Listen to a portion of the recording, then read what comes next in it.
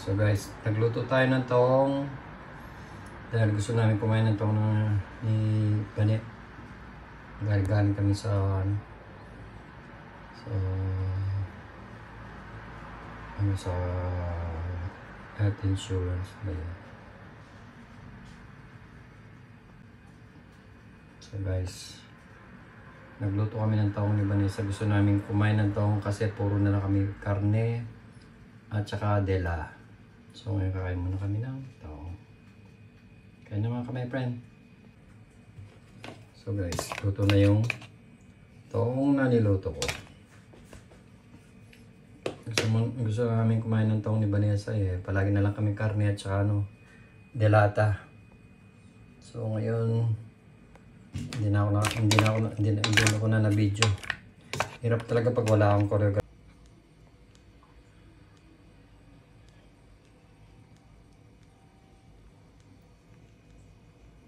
Prepare mga kamay, friend.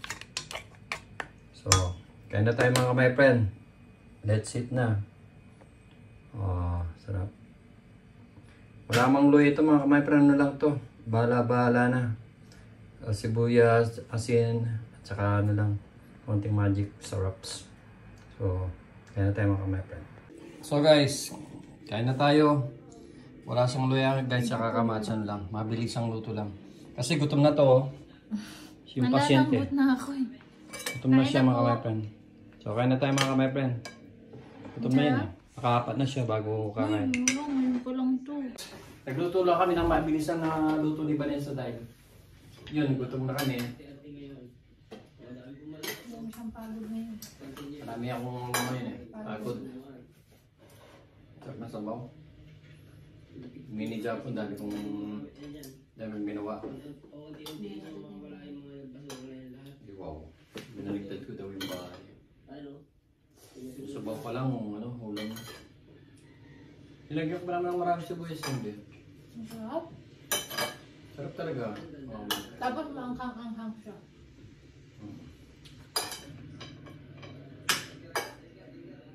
Wala pa ng paglagyan ng...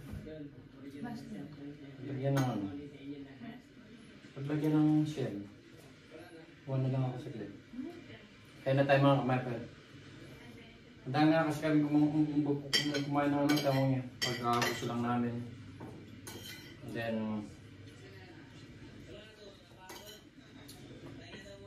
Sarap. Sarap. Nakuha ko yung dadali ko yung pagkaluto.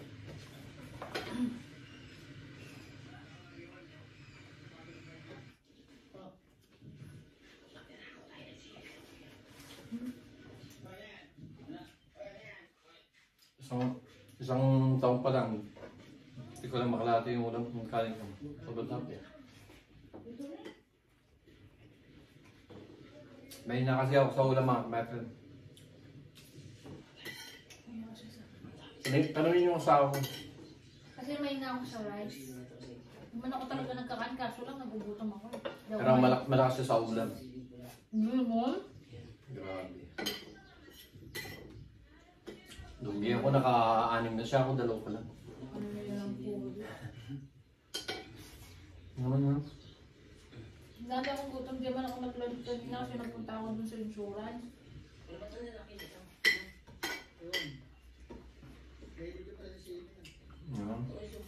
Mga kong pilagyan?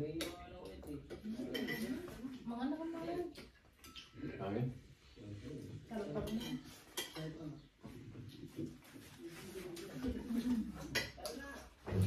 Tandaan, sumunod tayo mga kamay.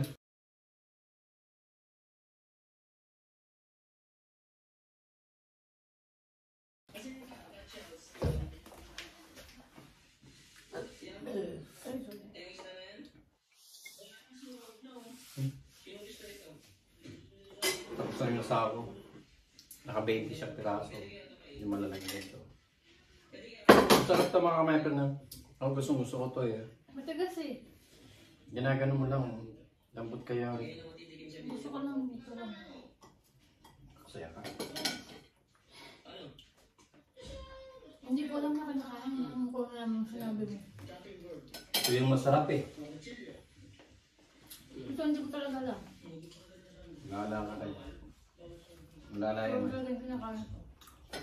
Mga excited. Kala ko pinaka nakain. Alam na ito.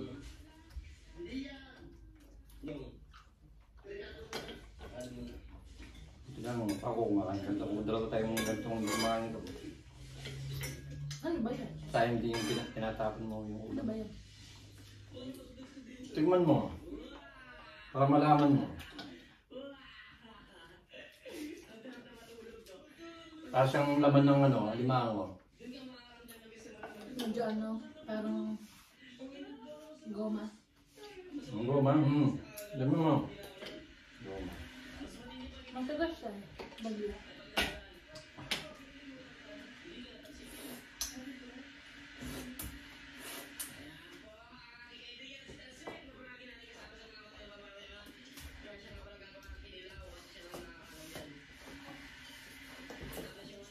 So hanggang dito na lang mga my friend. Tapos na yung sa ako eh. Iwan na niya ako dito. Hindi. Kailangan lang ulit. So hanggang dito na lang mga my friend. Pero kakain pa ako. Let's pay it See you later. So Brad. Ay pamigay. So guys. Ito na yung ano pang 10 ano na ni Vanessa. Bali last na lang ito. So I hope na after nitong pang 10 times na to, okay na. Hindi na siya bibigyan uli ng doktor. Usually, okay na siguro sa dahil sa blood clot niya eh. Diba? So, kuha lang ako ng bulak as usual. Pausapin mo sila be. Parin kita eh. Yan, baga ng nurse ko eh. Ano? Hindi ready. Sorry naman eh. Pagod lang naman yung tao mga my friend. So, Sama ko kayo dyan gabi. dito yung pag-inject ko. Dito yung inject ko. Ito yung bago yung red po.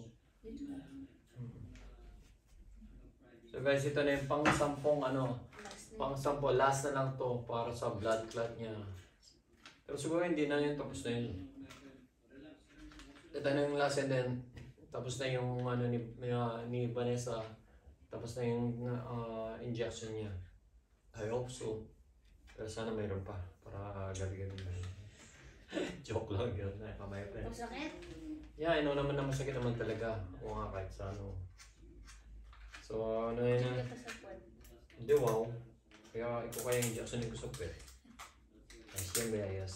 Iba yung sinasabi mo dyan eh. Injection sa pet. Pang-injection yun eh. Ito yung injection sa pet. Oh. Pwede naman eh. Kaysa dito, pwede sa pet na lang. Iba yun eh. Kaya talagang ganun. Ikaw mo na. Makaon mo na. Fernando po dyan ba? Ano yung mo malamig? Ano ba? So, Maglalaro pa tong nurse na to eh. siyempre ganyan talaga yung mga ano, kailangan mo ng pampasaya ba para pag hindi malaman ng pasyente na pasok na pala yung injection. Iba talaga yung sinasabi niyang injection. Hindi ito. Sige na. 1, 2, 3. Dito. Ang bandang gusto.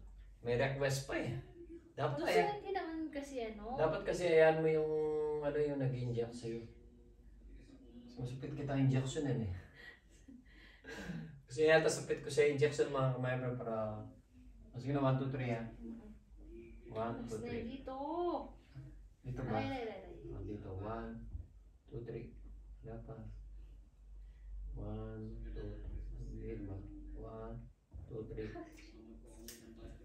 Kasi ito na yung pang last na injection ni Vanessa. Sana. Kawawa naman yung asawa, puro na lang injection. Kahit ganito lang yung siguro yung karaan niya mga kamayabra, no? I think maybe... Kayo na kumigurot yun eh. Hindi ko hindi naman siya 1 inch. Masakit siya. 1 inch ganito. Yung mga... At least okay na yung ano niya. Tatalab na yan. Pag tumatalab na kasi yung gamot mga kamayabra. Bali, yun. Parang, ano, kumakate. Hindi. Di ba? Masakit ba? Last na yun, tama na yung pag-inject sa'yo. Okay na. Siyang ano, parang yung balat mo sa tiyan, Oo. hinahatak ng ganyan, ipit niya, gamit yung tiyan, ang sakit. Kasi yan, ibig sabihin niyan, tumatalab na yung gamot.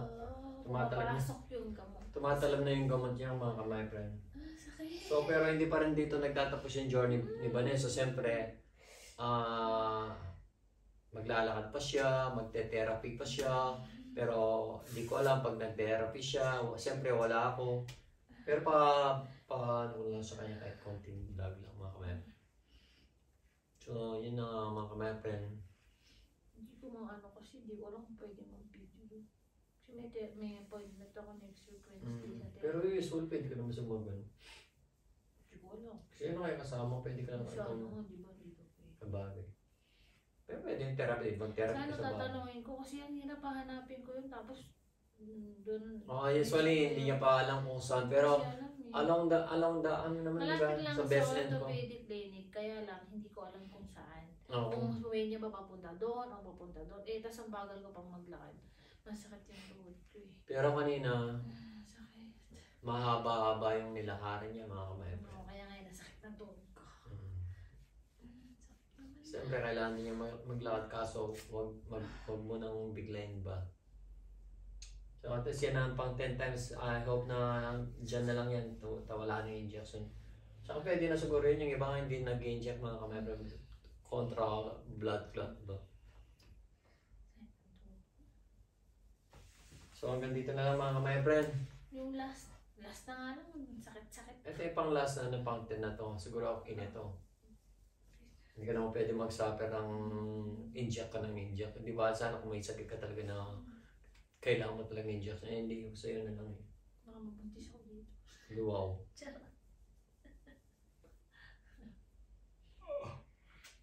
So, Pag nabuntis to mga kamay friend, sopet. Hindi sa ano. Tandaan. So hanggang dito na lang mga kamay friends. Shoutout again sa mga pamilya namin sa Pilipinas. Lalo-lalo na kay Mak Manene. Be strong. Be strong, Mak Manene. God bless. Yeah, God bless. At get well so kay Mami Connie. Sa lahat ng mga Galing panas. ka namin. Yeah. At salamat din pala kay sa mga tumulong din na hindi ko pa nabanggit doon. Kay Bato tsaka kay Tinte yung mga tumulong kay ating Yoli, yung mga nagluluto, kay Nang Melda, Nambeng. Nanang Beng.